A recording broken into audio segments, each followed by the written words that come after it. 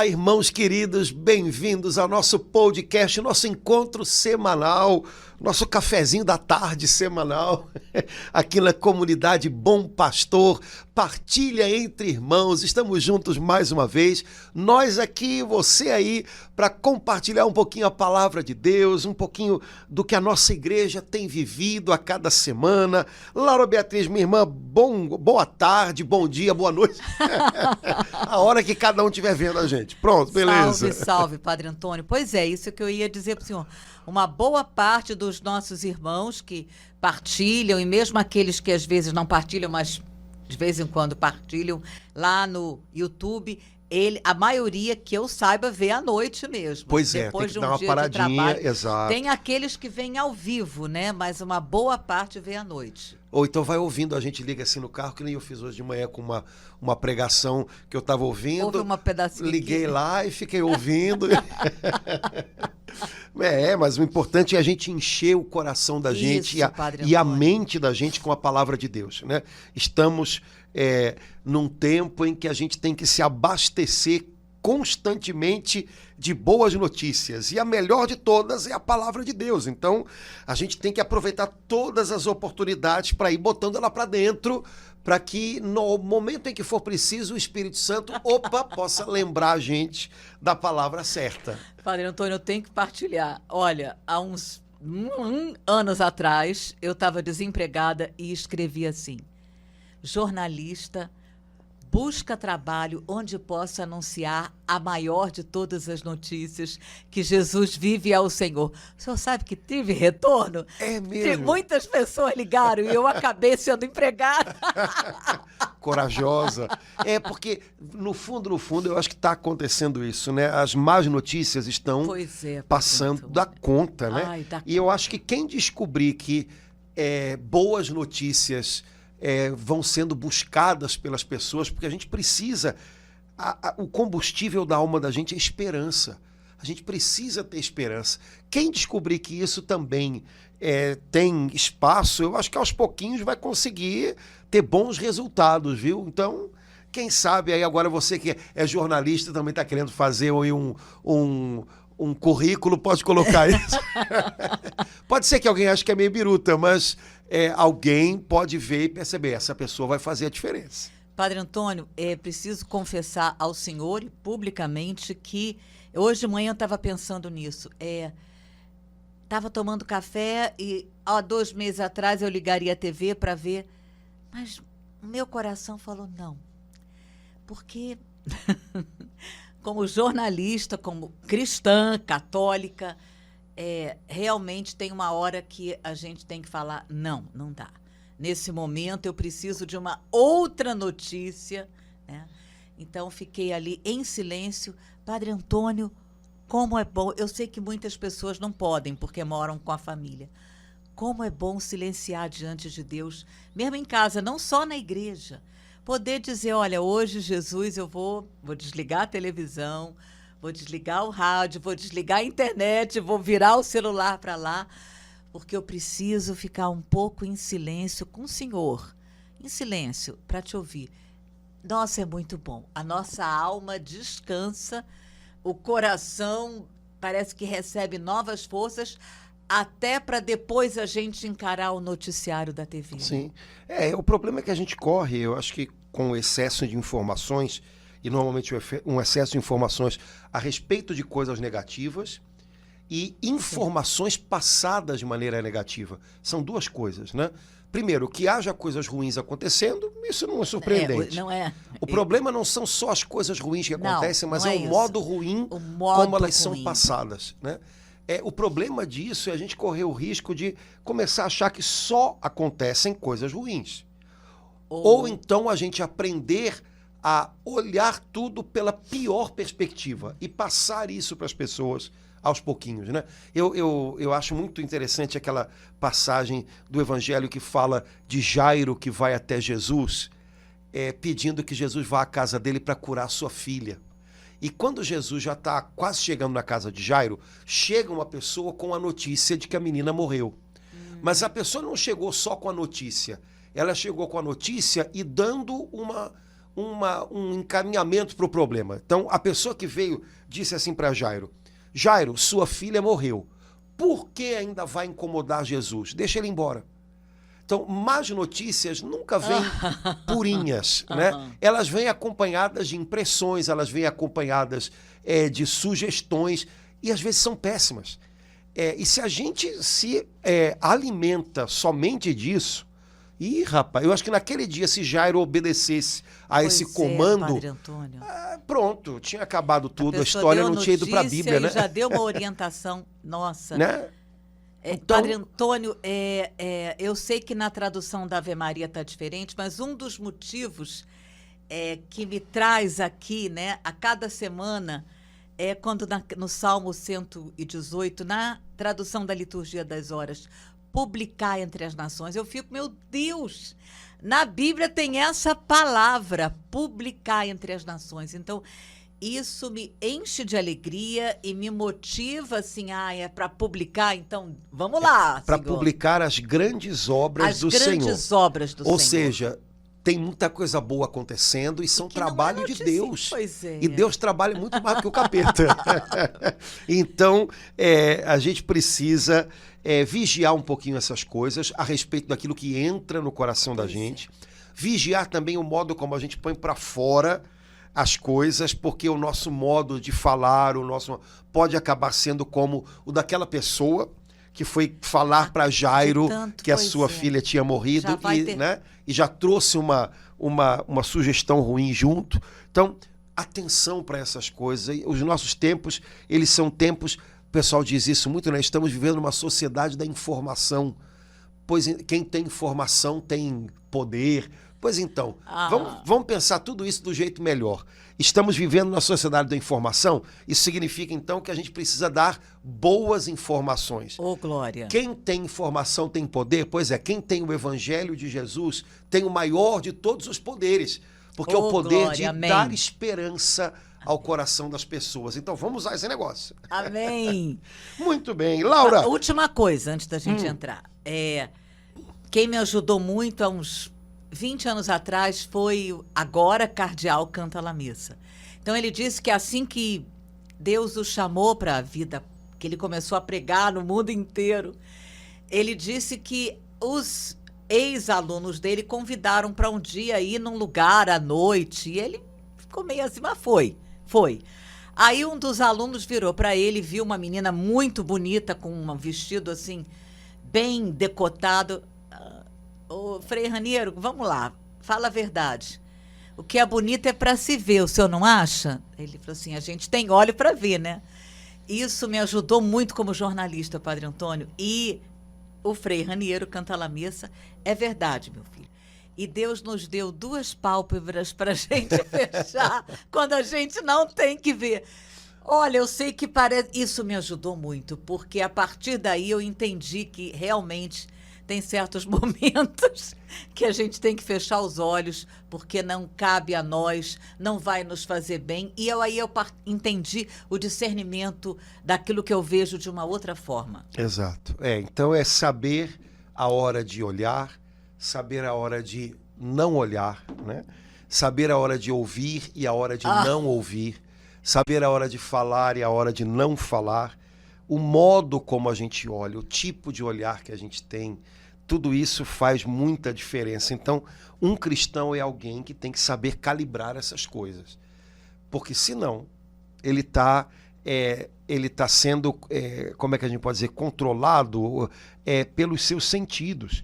E os nossos sentidos, que são bênçãos de Deus para nós, eles são uma parte da nossa vida, mas eles não são o que nos controla. O que nos controla são os nossos ideais, são aquilo que nós acreditamos, é o nosso espírito. Então, a gente tem que colocar as coisas no lugar, não é? Quando a pirâmide vira de cabeça para baixo, né, e os nossos sentidos controlam todo o resto, o imediato controla todo o resto, a gente está num caminho que não é muito bom, não vai chegar muito longe, né? Então, quando o assunto é ver, ouvir, falar, a gente precisa estar vigilante, né, sobre essas coisas. E essa festa maravilhosa do Sagrado Coração de Jesus, ela nos ajuda muito nisso. Pois é, né, estou animado, Laura. Depois de amanhã é festa do Coração de Jesus. Ai, Padre Antônio, o coração bonito, vai né? ficando aquecido. Nossa, a nossa vida passa a ser vista de outra forma quando a gente se debruça sobre esse amor tão grandioso, né, Padre Antônio, que nos enche. Aquela figura é tão forte, aquele coração para fora. Eu te amo tanto, que olha como é que está o meu coração. Ai, Padre Antônio. É uma festa, eu acho muito linda, né? Graças a Deus, de um tempo para cá, muita gente e muitos jovens têm redescoberto o coração de Jesus como um caminho para sua intimidade com o Senhor, uma escola onde a gente aprende tanto, né? E eu queria então, Laura, que a gente pudesse bater um pouquinho um papo sobre essa festa, né? É claro que a festa tem a ver com o que o Senhor pediu, de modo especial, a uma mensageira, né, do seu Sagrado Coração, que foi Santa Margarida Maria, no século XVII. A igreja foi acolhendo as inspirações que Jesus confiou a ela. É verdade que antes dela, algumas outras santas já tinham intuído no coração, com a ajuda do Espírito Santo, esse lugar secreto de paz, onde tudo é paz, que é o coração de Jesus. Então, só puxando a brasa, né? Na Idade Média, algumas santas beneditinas, Santa Gertrude, Santa Mectildes e algumas outras, né?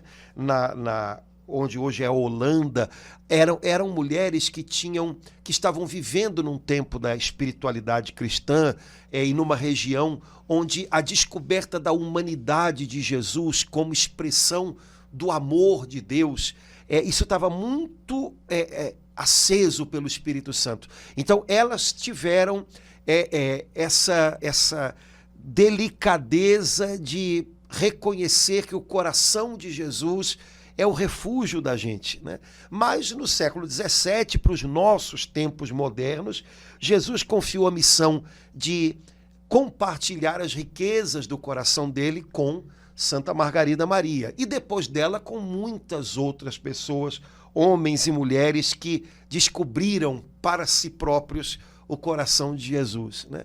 E é claro, a festa veio muito em função disso. Mas a igreja reconhece que essa devoção ao coração de Jesus, ela tem raízes na Sagrada Escritura, na Palavra de Deus. Porque, afinal, a Bíblia é o livro de piedade mais importante do cristão, inigualável. Então, toda a espiritualidade cristã, toda a devoção cristã, de alguma maneira tem que encontrar as suas raízes na Sagrada Escritura. E a igreja foi descobrindo ao longo do tempo o quanto a Sagrada Escritura é de verdade a fonte original, vamos dizer assim, a nascente dessa espiritualidade do coração de Jesus. As leituras da liturgia da festa do coração de Jesus, aquelas que são propostas, né, a cada ano, são riquíssimas e lindíssimas e mexem tanto, chegam tão fundo no coração da gente, né? Então, só para lembrar os irmãos, né, o evangelho da festa, né, é o evangelho de São Mateus, no capítulo 11, que a gente conhece bem, né, em que o Senhor faz um convite. Primeiro, um convite para que a gente deponha nele tudo aquilo que rouba a nossa atenção. Depois, um convite para que, tendo entregado para ele tudo que rouba a nossa atenção, a gente aprenda com ele. E aí ele diz o que ele deseja nos ensinar. E Jesus, que não é um professor, Jesus é um mestre. Jesus não quer nos ensinar coisas. Um professor ensina química, matemática, física. Jesus quer nos ensinar a ser do jeito dele. E aí ele nos mostra como é o coração dele. Então, nessa passagem, Jesus diz assim: vinde a mim todos vós que estáis cansados e sobrecarregados, debaixo do peso dos vossos fardos. Eu vos darei descanso. Então, coisas que roubam a nossa atenção, e principalmente quando a gente precisa aprender algo, quando a gente é estudante, não deixam a gente manter a nossa atenção, o foco da nossa atenção naquilo que deve ser aprendido. Jesus diz, traz para mim o teu cansaço e a tua sobrecarga. Então, quando a gente está cansado, a gente não consegue aprender, né? Então, é quando o pessoal, imagina, faz, né, uma comparação simples. O pessoal vem para a igreja, às vezes, no final do dia, porque é dia de uma celebração bonita, e aí o padre está lá, todo a fim de fazer aquela pregação legal para as pessoas, e coitado, está todo mundo assim, né? E o padre tem que ter compaixão, não pode ficar chateado, porque as pessoas tiveram um dia de trabalho pesado, às vezes saíram de casa cedinho, e no final do dia ainda estão indo à igreja, porque querem experimentar um pouquinho ali de convívio com o Senhor, mas não tem jeito. O nosso corpo, quando ele está cansado, não adianta tentar brigar com ele, ele rouba a nossa atenção. É claro que aqui Jesus não está falando de cansaço do corpo, mas ele está falando de um cansaço ainda mais complicado, que é o cansaço da alma, né? Então venham a mim vocês todos que estão cansados. Me deem um cansaço de vocês. Depois todos vocês que estão fatigados debaixo do peso dos fardos. A tradução que eu gosto mais é vocês todos que estão sobrecarregados, venham a mim. Sobrecarga é uma coisa que também não deixa a gente ficar atento, né? Porque sobrecarga é você estar tentando carregar mais do que o que você consegue. Então, é claro que Jesus não está falando de sobrecarga corporal, ele está falando de sobrecarga na alma. Então, sobrecarga na alma é carregar o que já passou, é carregar o que ainda não veio. Então, preocupação exagerada, ressentimento, essas coisas roubam a atenção da gente do aqui e agora, que é onde Deus ensina a gente. Então a impressão que eu tenho é que o Mestre Jesus, quando diz essas palavras para os discípulos e para a gente, ele está dizendo assim, olha, eu tenho algo muito precioso para ensinar para vocês. Só que para que vocês estejam atentos, primeiro me entreguem tudo que está agitando vocês. Sabe, me entreguem o seu cansaço, a sua preocupação excessiva, as suas lembranças ressentidas, me entreguem tudo. Aí eu vou me encarregar de tudo isso para que o coração de vocês esteja livre e atento para o que eu vou ensinar. E aí ele diz assim, tomai sobre vós o meu jugo e aprendei de mim. Jesus não disse aprendei sobre mim. Jesus disse aprendei de mim. Porque aprender sobre Jesus, a gente pode aprender até estando longe dele. Mas aprender dele, a gente só aprende quando a gente está junto com ele. Padre Antônio, eu parei no vinde a mim, porque eu senti aí, como Jesus dizendo isso agora, assim, para a gente, para o Senhor, para mim, para cada irmão, para cada irmã, para cada pessoa, como se nos chamando a atenção para aquela primeira parte do que a gente estava comentando, né?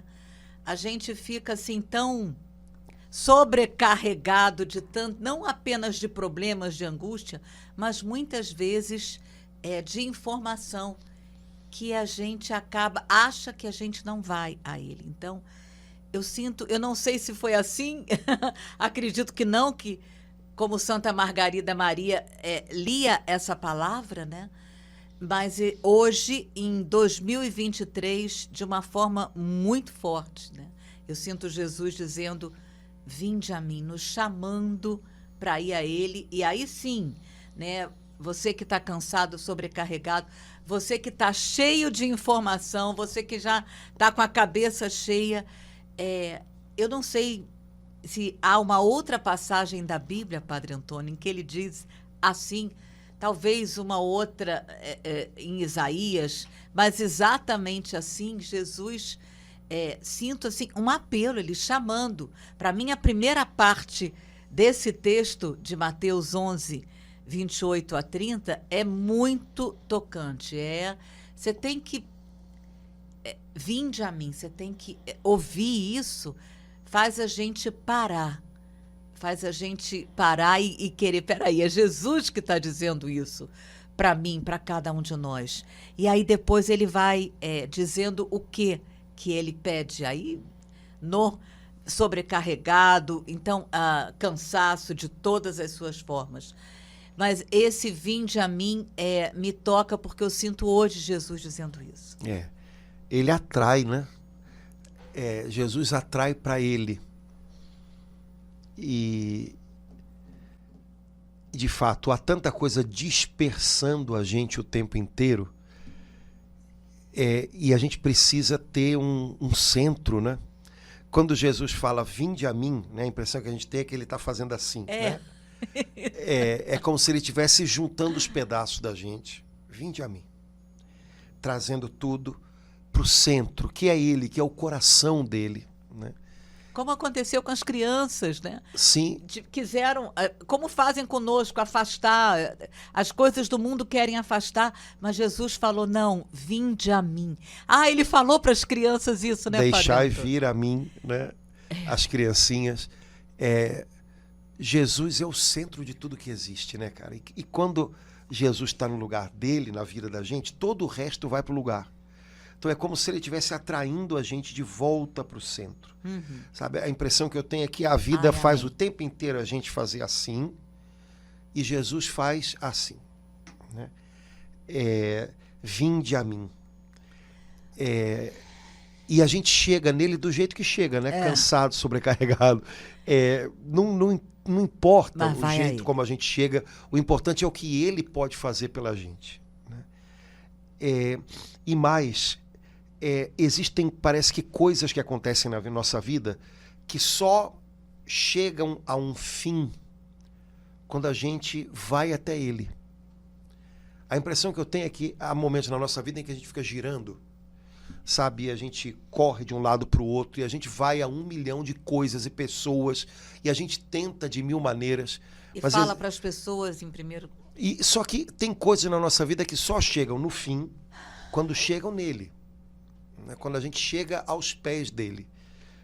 Quem sabe hoje alguma sobrecarga que a gente está sentindo, a gente só vai ser capaz de depô-la se a gente chegar até ele.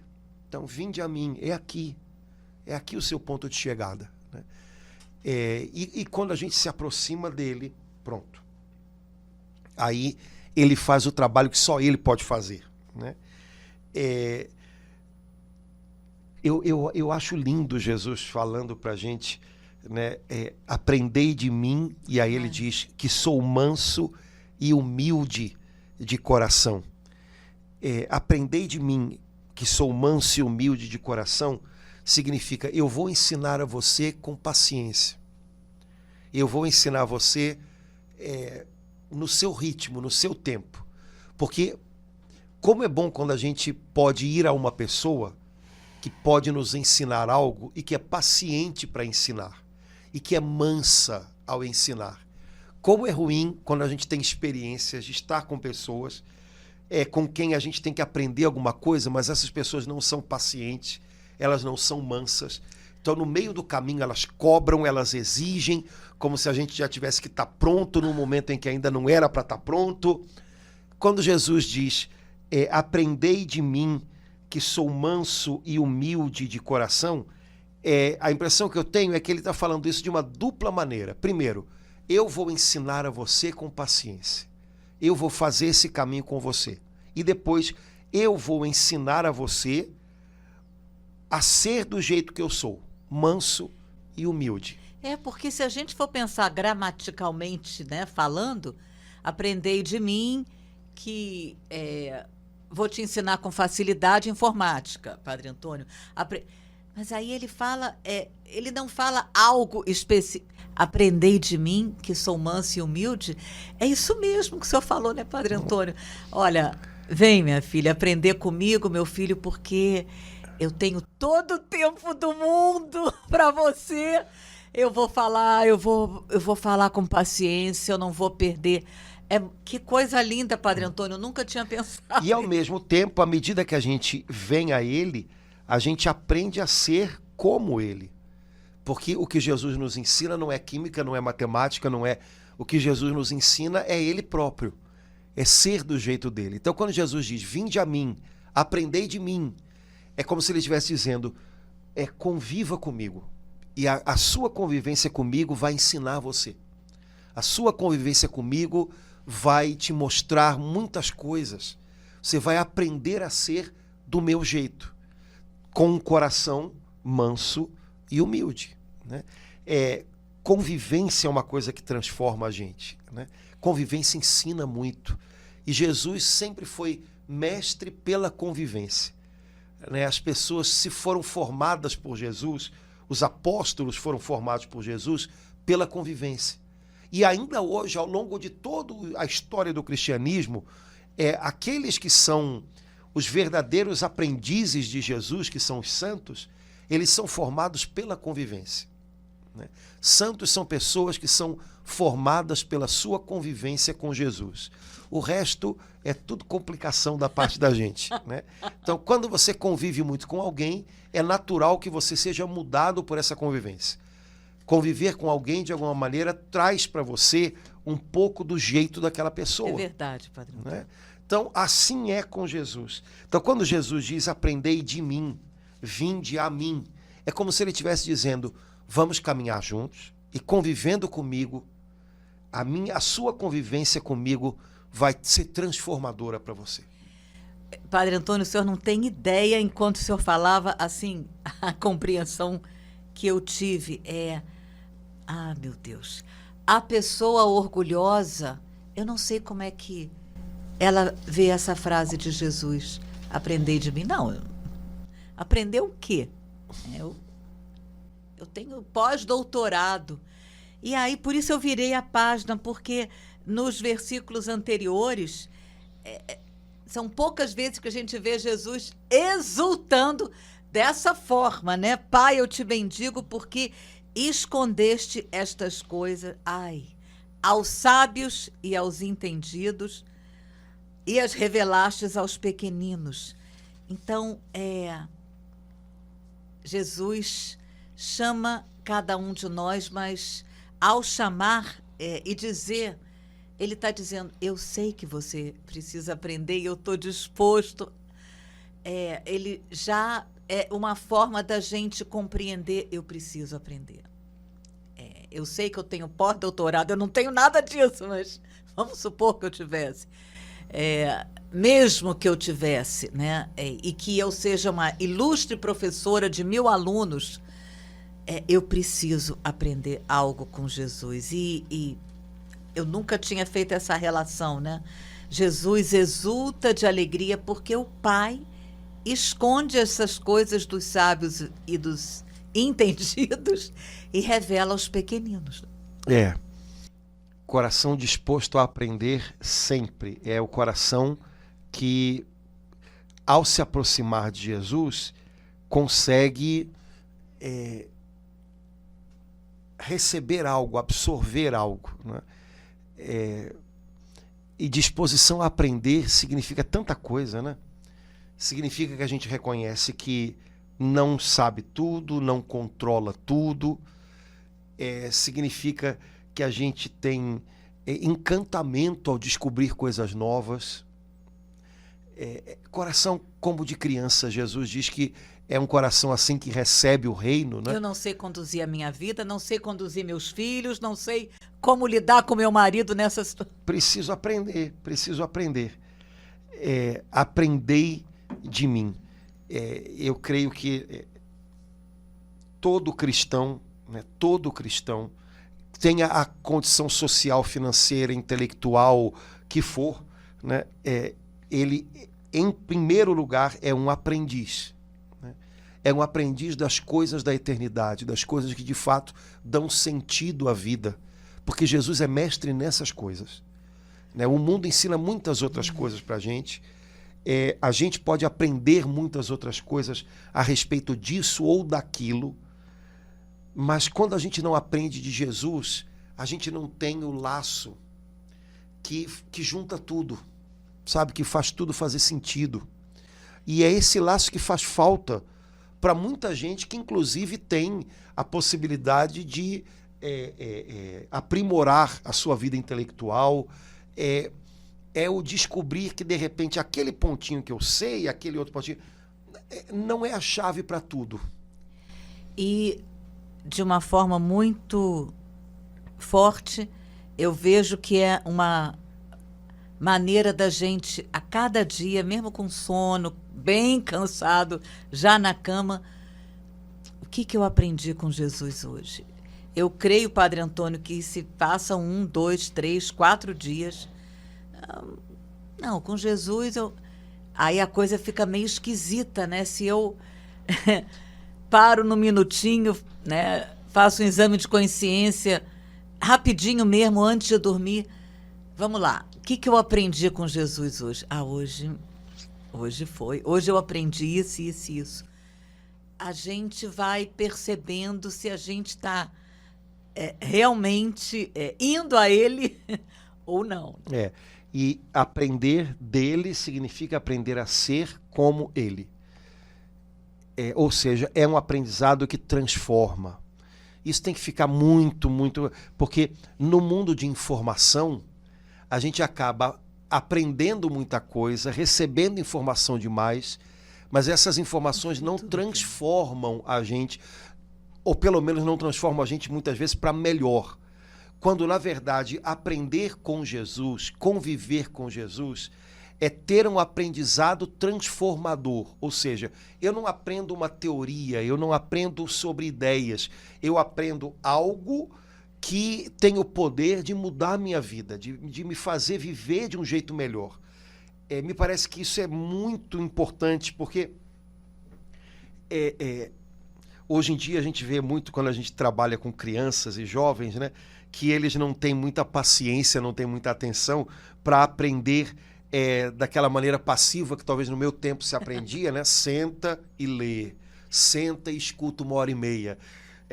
Eles aprendem fazendo, né? Por isso está aí o TikTok que não me deixa mentir, porque na realidade o que eles estão fazendo ali? Eles estão fazendo algo, eles estão com a impressão, nem que seja só a impressão, de estar produzindo algo para alguém.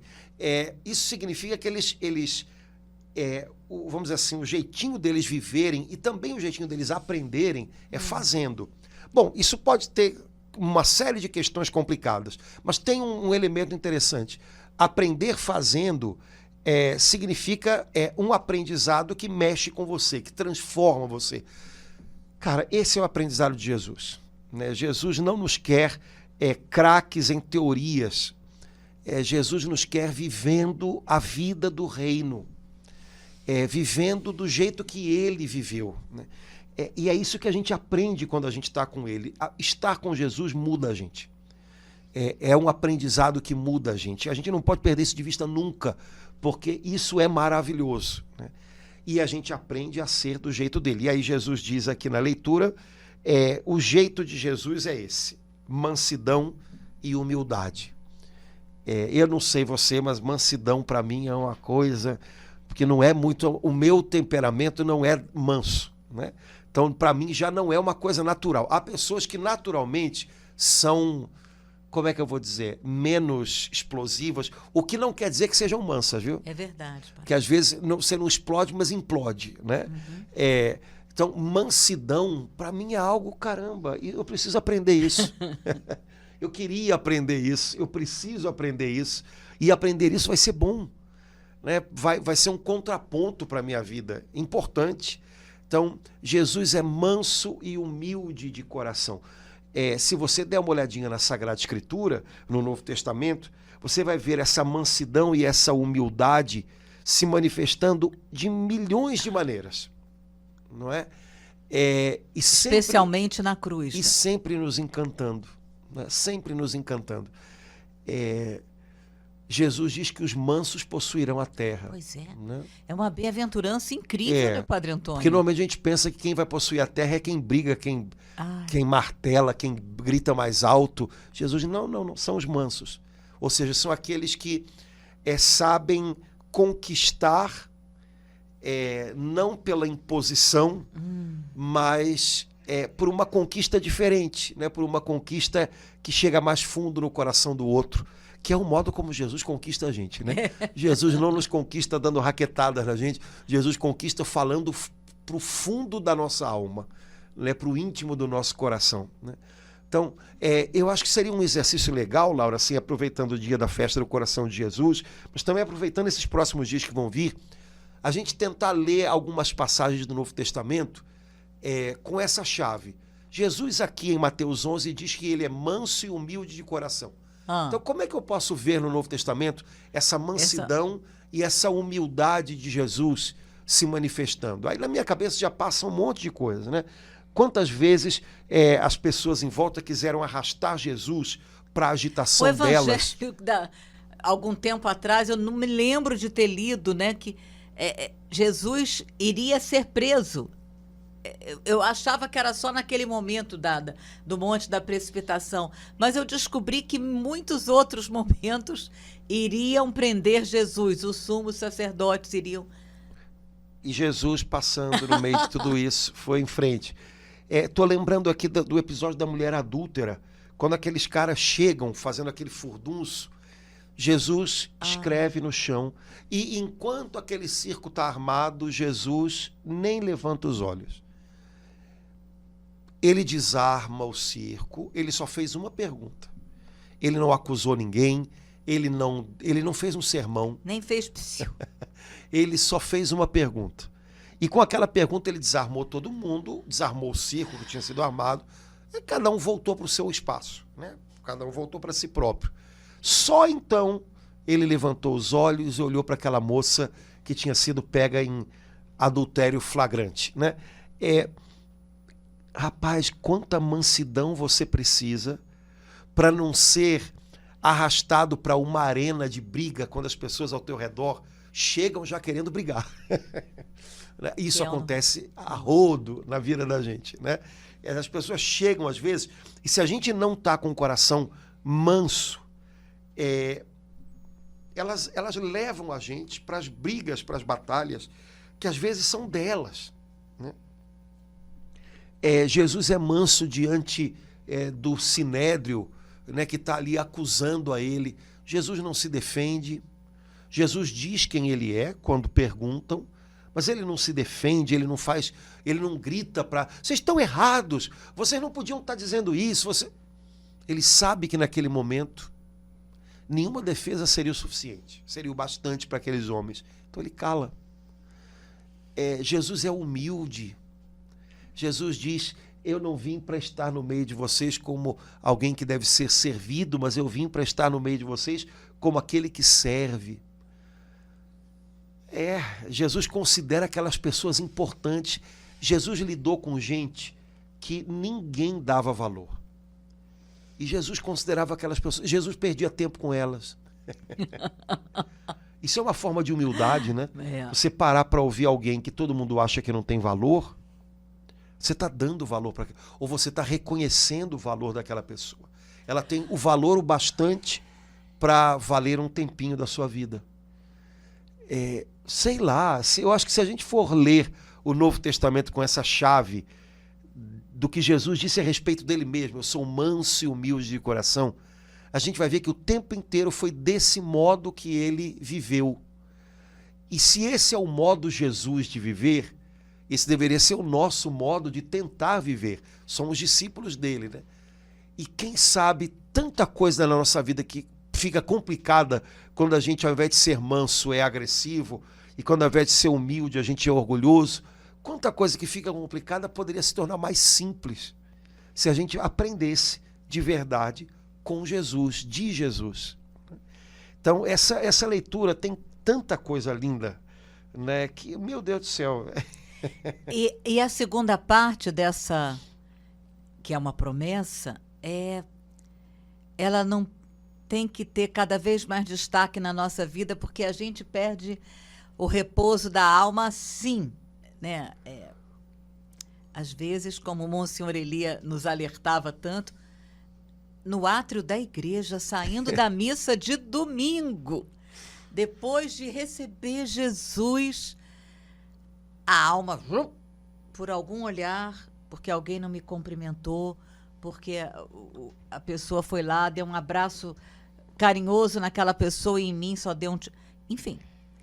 Então, essa promessa de Jesus, ele sabe Ele nos conhece, ele sabe que a gente cai com uma facilidade incrível, né, Padre Antônio? E ele diz pra gente, e achareis o repouso. Olha, aquele repouso que você perdeu, minha filha, por bobagem, viu? Mas, olha, não tem problema não. Você vai encontrar esse repouso, essa paz. Então, isso enche a gente de conforto, porque a gente sabe que Jesus é fiel e que não importa o que tenha tirado o repouso da minha alma. Eu posso ir a ele, Senhor, olha, saiu mesmo, não estou com repouso nenhum, eu estou com ao contrário, eu estou com isso, isso e isso, mas eu creio. Então, como é bom numa hora dessa a gente ir a Jesus, como essa moça que o senhor lembrou, que ela foi jogada, né? Foi levada, foi empurrada para ele, colocaram ela no chão. Não importa, mesmo que outras pessoas tenham feito isso com a gente poder ir para ele, Senhor, olha aqui como é que tá, não tem? Mas eu sei que o Senhor vai me dar o repouso que eu preciso, porque o Senhor prometeu. Né? Aqui na tradução que vai ser usada na missa, né, que é a tradução do lecionário, é descanso mesmo. Encontrareis descanso. O descanso. Descanso. Ponto. Ai. Eu conheço gente em outros planetas, né, que nunca descansa, porque alcançou uma coisa, aquilo já não está bom. É uma questão de eu não posso parar, eu tenho que estar sempre... Essa ansiedade cansa qualquer um. A pessoa acaba não curtindo lugar nenhum, ela acaba não criando laços em lugar nenhum, ela acaba não frutificando em lugar nenhum, porque nunca dá tempo. Ela está sempre em transição para outra coisa. Tudo bem, você pode subir, Deus pode querer te levar para algum lugar, ele vai saber te levar para lá. Só que para o teu coração estar protegido, teu coração tem que estar em Deus e não preocupado com esse ou aquele lugar. Esteja onde Deus quer que você esteja, e esse vai ser o lugar do descanso. Esteja hoje borbulhando por dentro, ansioso, imaginando, sabe, como é que eu vou fazer? Não, mas e será que fulano não sai? E você nunca vai encontrar descanso. Nunca.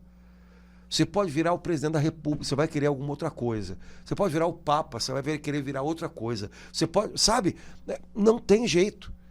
É porque isso é um bicho roedor lá dentro da gente, que é essa ansiedade por um pouco mais de reconhecimento, um pouco mais de algo que vem de fora.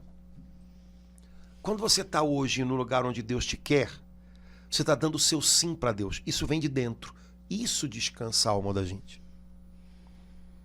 Pronto. Fácil desse jeito, né? E Jesus ensina um pouquinho disso pra gente, né? Porque Jesus não me parece que nunca... não vejo, pelo menos, ele nunca disputando nada com ninguém, né? Ele está no lugar que é dele. Ele está fazendo a parte dele. Sabe? Ele está na dele. Ele está, né? Ele está ali com o Pai, né? E o Pai leva ele onde ele quer, e Jesus vai, e Jesus chega. Mas ele não está perturbado interiormente por uma necessidade de galgar isso ou aquilo. Para quê? Né? Qual é o sentido disso? Então, Jesus é um coração humilde, ou seja, ele está onde o Pai quer encontrá-lo a cada dia. Quando a gente está nesse lugar, nessa posição, é a posição onde o Pai nos coloca, e a gente está em paz, descansado por isso, me parece que isso também é humildade. E beleza. Repito, você pode estar aqui, você pode estar aqui, mas se o seu coração está assim, seu coração é humilde, então ele está protegido. Você pode estar aqui ou pode também estar aqui. Se o seu coração é esse coração eternamente ruído pela necessidade de estar competindo com alguém por alguma coisa, em algum espaço de reconhecimento, de recompensa, você pode estar aqui ou aqui, seu coração não será humilde, né? Isso que o senhor falou me lembrou um momento muito forte aqui na nossa vida comunitária, quando a gente aprendeu sobre, não esse jugo de Jesus, maravilhoso, mas outro, o jugo da insatisfação. Enquanto o senhor falava, eu pensei assim, como deve ser difícil para alguém que, num momento, vive lutando em relação ao lugar onde ela está. Se ela está, a gente crê que Deus ou a conduziu ou permitiu que ela estivesse lá, seja o que for, num casamento, na escola, num trabalho mal remunerado, como é difícil, ou numa ausência de trabalho, como é difícil quando isso acaba vindo para o coração e se torna, aí sim, um fardo bem pesado, né, padrão? A gente não está falando aqui de conformismo, não é nada disso. Mas a gente está falando de como a gente encara algumas coisas. A vida é movimento. Movimento quer dizer mudança. E a gente imagina que a gente vai buscar mudanças que para a gente signifiquem uma mudança para melhor. Mas a grande questão é o que eu considero melhor, pelo que eu estou lutando.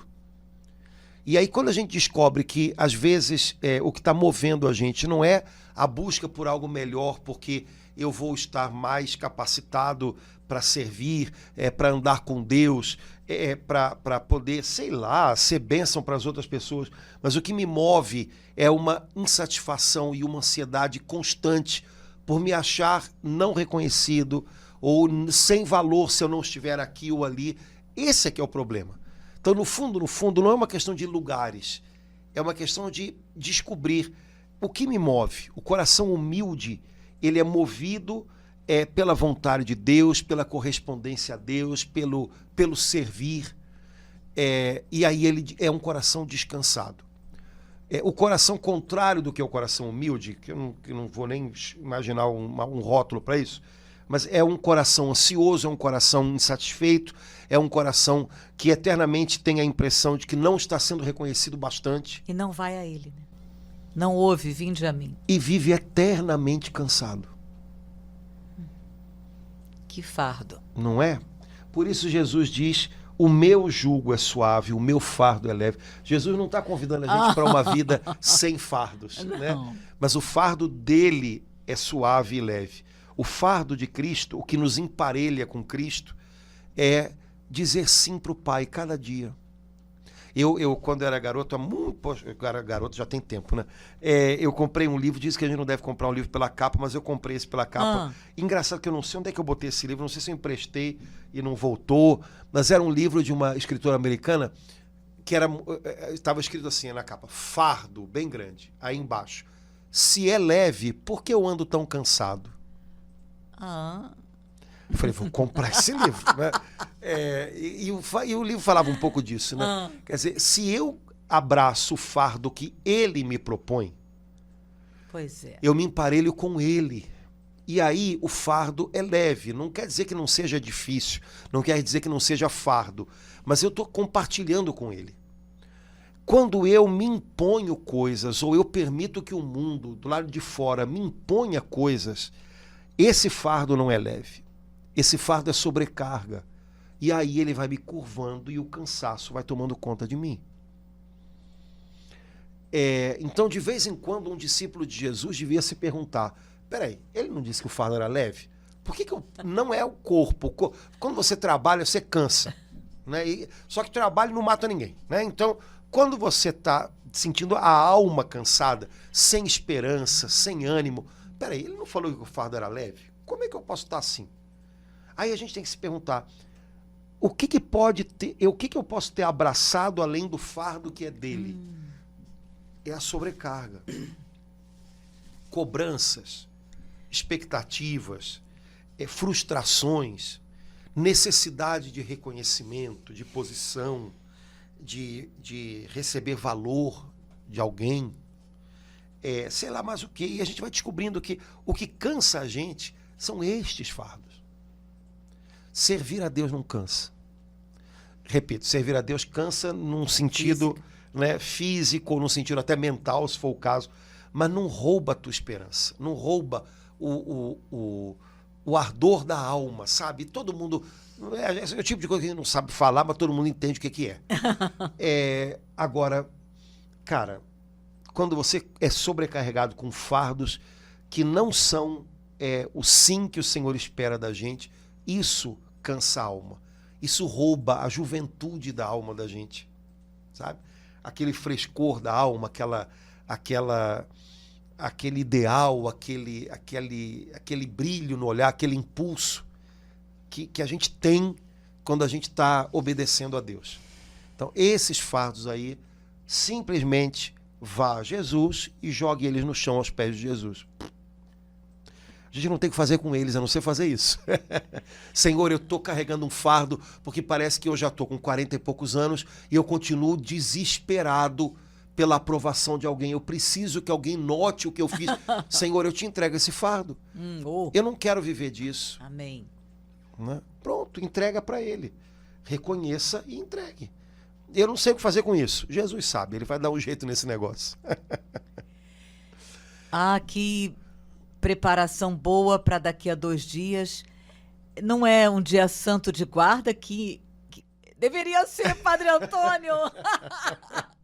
Laura, quando você for papa, você resolve. Esse dia lindo, mas isso tudo vai ser coroado daqui a 2 dias. O segredo pai? Mesmo não sendo feriado, mesmo não sendo dia de missa obrigatória, viver esse dia com ele. Né? Viver esse dia com ele, procurar esse lugar de refúgio que é o coração de Jesus e passar esse dia com ele, aprendendo dele. Padre Antônio, mata uma curiosidade, não, um conhecimento, uma informação. Esse é o dia que os padres se reúnem para... É o dia de oração... É a festa do Sagrado Coração de Jesus. É isso? É o dia de oração pela santificação do clero. É nesse dia? Aqui no Rio, porque é um dia apertado, normalmente os padres se encontram na véspera. Ai, que lindo. Mas a jornada de oração pela santificação dos sacerdotes é a festa do Coração de Jesus. Né? Então, todos os cristãos, né, têm o dever de orar pelos seus sacerdotes para que o pedido da igreja é que eles sejam santos. Né? Eu rezo pelo meu padre para que ele tenha saúde, para que ele seja bom, para que... Não, tá bom, tudo isso é bom, mas olha, é mais importante que tudo isso. A igreja, pelo menos no dia do coração de Jesus, pede, reze pela santificação do seu padre. É o mais importante. Um padre santo santifica o seu povo. Um padre que está buscando ser santo, né? Ajuda o seu povo a buscar ser santo também. E sem isso, todo o resto não é o bastante. A gente costuma falar, tem saúde, tem o resto. Tem gente que tem saúde e usa para o pior, né?